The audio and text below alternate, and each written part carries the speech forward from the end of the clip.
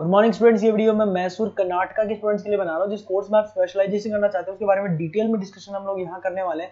About the top companies, top salaries क्या क्या हो सकती है उसके बारे में डिस्कशन करने वाले हैं। हम डिस्कशन करने वाले हैं about the top best colleges. हम डिस्कशन करने वाले हैं अबाउट दी मोर एजुकेशन, हमारी क्लासेस के बारे में। तो चैनल को सब्सक्राइब कर लीजिए, वीडियो को लाइक कर लीजिए, बेल आइकन हिट कर लीजिए, never miss any update from us. बाकी की वीडियो के अंदर इन्फॉर्मेशन हमारे सर आपको देने वाले हैं। Thank you. ये वीडियो मैं उन स्टूडेंट्स के लिए बना रहा हूँ those who are planning for MBA का प्लान कर रहे हैं, टॉप 20 स्कूल से प्लान कर रहे हैं। उसके लिए एक एग्जाम लगता है कॉमन एडमिशन टेस्ट। इसके ऊपर बहुत डिटेल में डिस्कस करेंगे। आईएम्स तक कैसे पहुंचना है उसको अपन डिस्कस करेंगे। इसके अंदर कैट एग्जाम की इंपॉर्टेंट डेट्स, कैट एग्जाम क्या होता है, एग्जामिनेशन पैटर्न क्या है, एलिजिबिलिटी क्या है, एग्जामिनेशन स्ट्रेटजीज क्या है, कैसे आपको एग्जाम देना चाहिए, आईएम्स तक पहुंचेंगे तो उसके कट ऑफ क्या होंगे और नॉन आईएम्स कॉलेज के कट ऑफ क्या होंगे, सब डिस्कस करेंगे। न्यूज़पेपर में आया था 42% कम 2027 तक मशीनें करेंगी।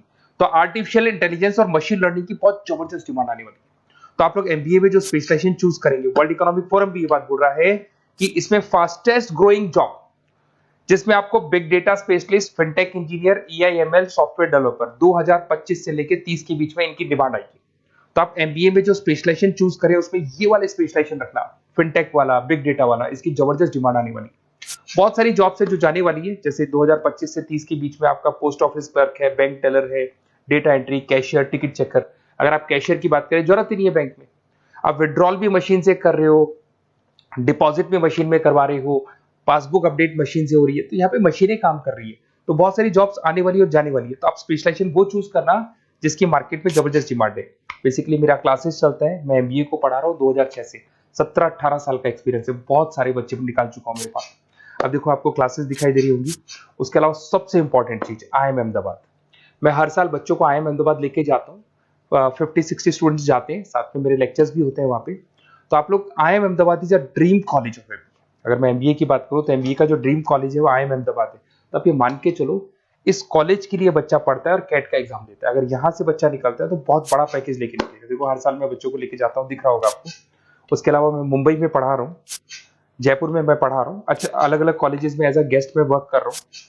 अच्छा, 2008 से मैं बुक्स भी लिख रहा हूँ। तो 2006 में पढ़ाना शुरू किया था, 18 साल हो गए, और 16 साल से मैं बुक लिख रहा हूँ। 2008-10 में बहुत सारी बुक्स लिखी, मेरे वीडियोस भी हैं, आपको यूट्यूब पे वीडियोस मिल जाएंगे। मैं सैंपल्स आपको शेयर करूंगा जो जिसका रिक्वायरमेंट होगा।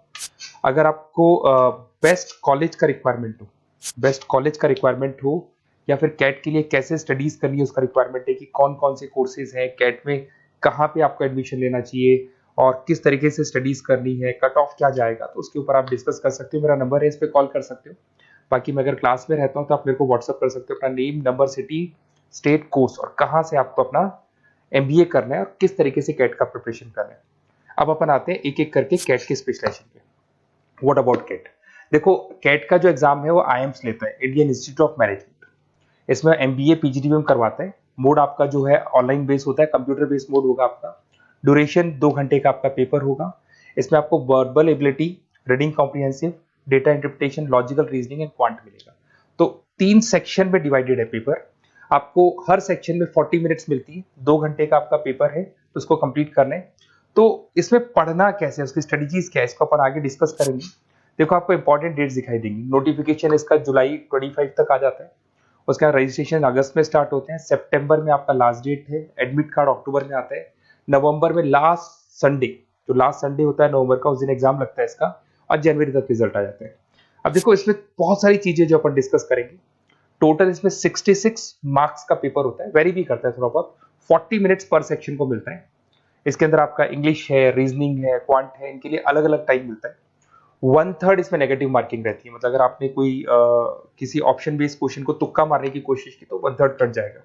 एमसीक्यूज में नेगेटिव होता है, और बाकी जो सेक्शनल कट ऑफ जरूरी है इसके अंदर। मतलब ऐसा नहीं है कि आपका इंग्लिश में स्कोर आ गया, मैथ्स में नहीं आया, डीआई में नहीं आया तो सिलेक्शन नहीं होगा। इंडिविजुअल आपका इंग्लिश में भी आना चाहिए, मैथ्स में भी आना चाहिए, डेटा इंटरप्रिटेशन में, तीनों में आना चाहिए आपका। और एमसीक्यूज में जो नेगेटिव मार्किंग है एमसीक्यूज के लिए होगा, नॉन एमसीक्यूज के लिए नेगेटिव मार्किंग नहीं होता है।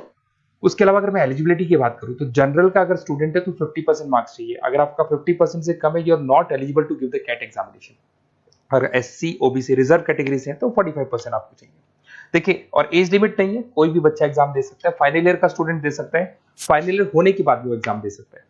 अगर मैं स्ट्रेटजीज की बात करूं, देखो बार बार मैं एक चीज बता रहा हूं, जब भी आप पेपर को अटेम्प्ट करते हैं इसमें टाइम कम होता है, क्वेश्चन ज्यादा होते हैं। तो यहां पर आपको रिजेक्शन आना चाहिए, सिलेक्शन नहीं करना है, रिजेक्शन करना है। बहुत सारे ऐसे क्वेश्चंस होते हैं, बहुत इजी है, उसमें 4 से 5 मिनट खराब हो गए और आपने उसका राइट आंसर निकाल दिया।